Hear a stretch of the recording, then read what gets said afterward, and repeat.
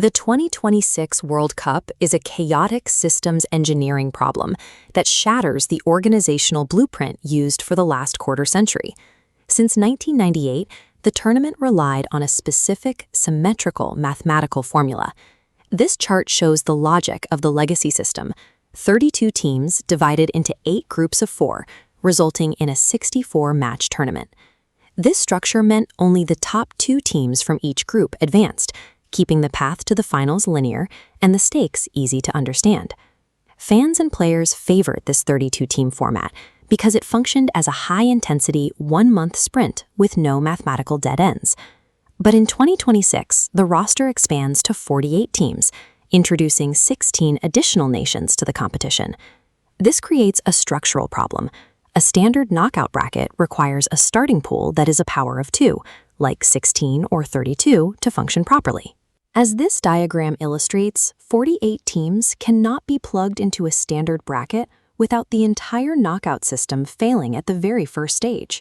By adding those 16 teams, FIFA was forced to abandon its long-standing tournament model, leading to a series of logistical shifts across the entire event.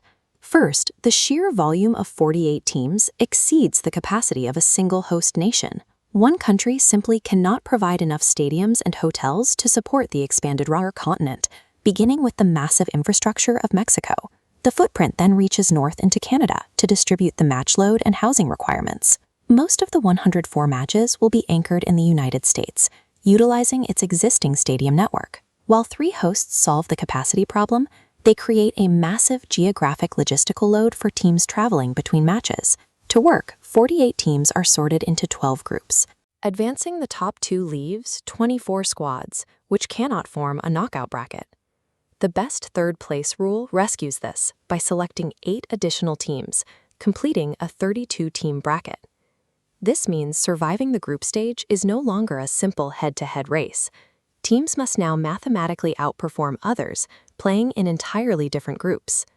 The addition of this new round of 32 causes the total schedule to swell from 64 matches to 104.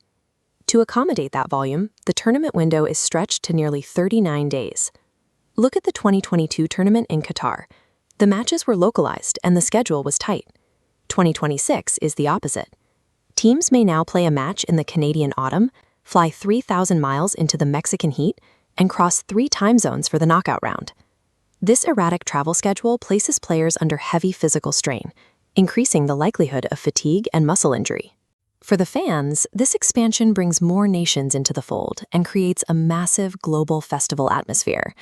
But the clean mathematical logic of the past is gone, replaced by a complex system of geographic and statistical hurdles. To reach the final, a team must navigate 104 matches, 39 days of competition, and 3 distinct climates. The 2026 champion will be the squad that outlasts this cross-continental endurance test, balancing tactical skill against the heaviest physical load in the history of the sport.